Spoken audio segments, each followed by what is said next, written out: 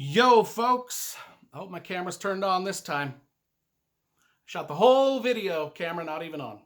Gotta do it again. Gotta redo it. I brought every single one of my Robin Hobb books down from my library and stacked them precariously up on my shelves here.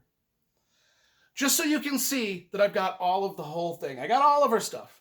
All of Robin Hobb's stuff. And if we make it through this video without all of these tumbling down behind me, it's going to be a miracle, a Durfee YouTube channel miracle. So let's stay tuned. Let's see if the whole thing doesn't crumble and fall. By the way, I am Brian Lee Durfee, author of The Forgetting Moon, published by Simon & Schuster Saga Press. A lot of you have been asking if I have read Robin Hobb.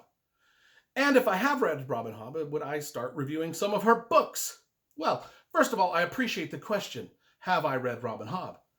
Sometimes the answers are obvious. Of course I've read Robin Hobb. I've been collecting Robin Hobb books ever since 1997 when this first book came out. Been collecting them in paperback, not hardcover.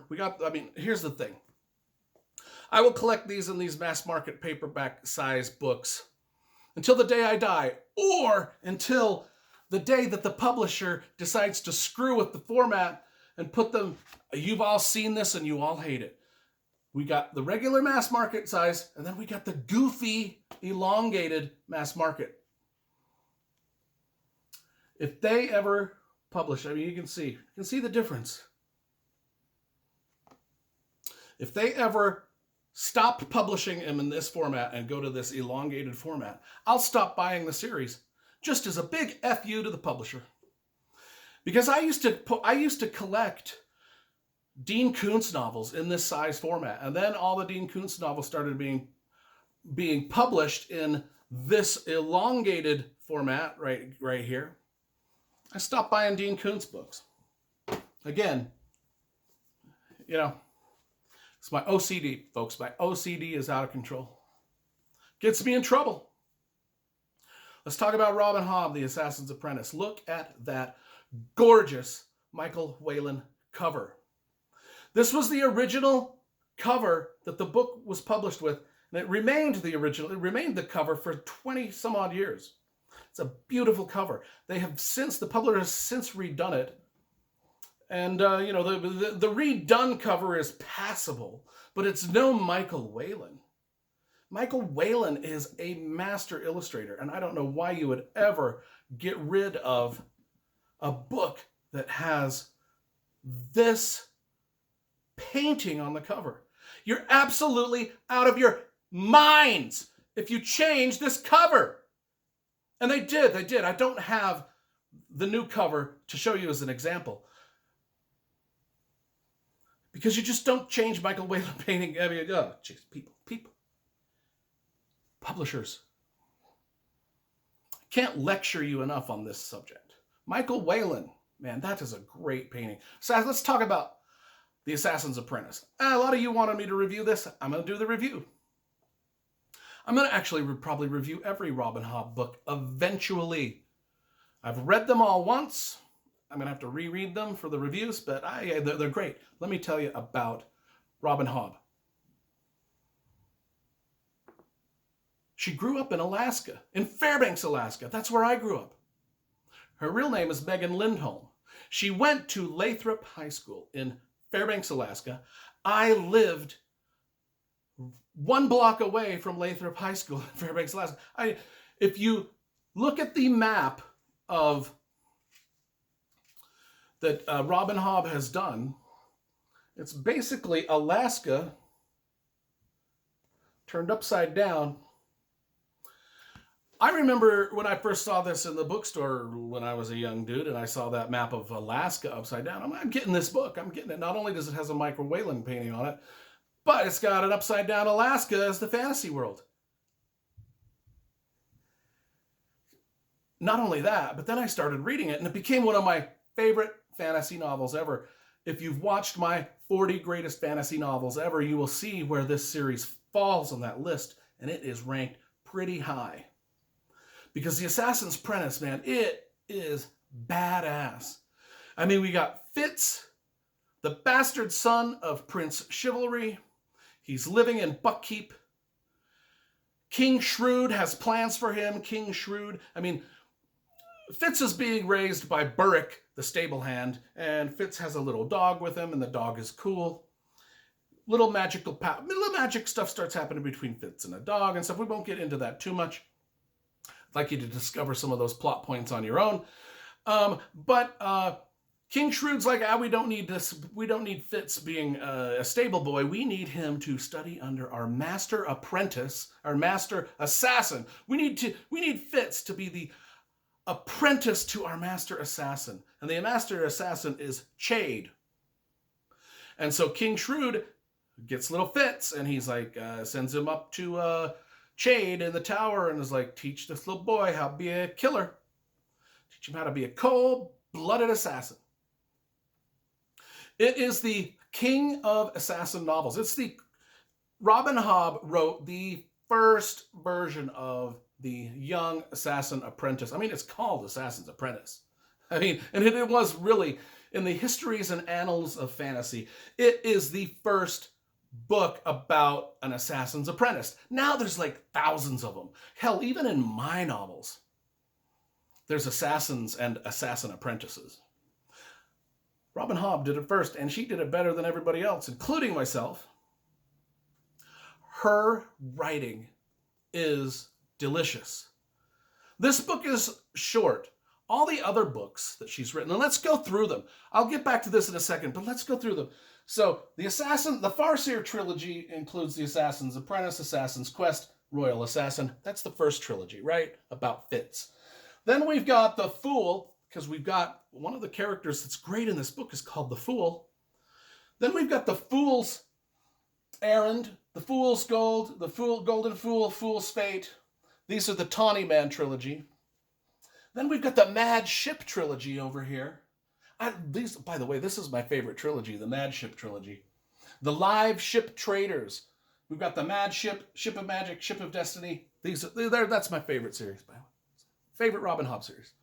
Then down here we've got the Shaman's Crossing. This is the Soldier Sun trilogy. Pretty good. Over here we've got these two books, which are the Rain Wilds books, and then another Fitz Assassin, Royal Assassin, Fool's Quest. All of these are written in the same upside down Alaska fantasy world. They're all good.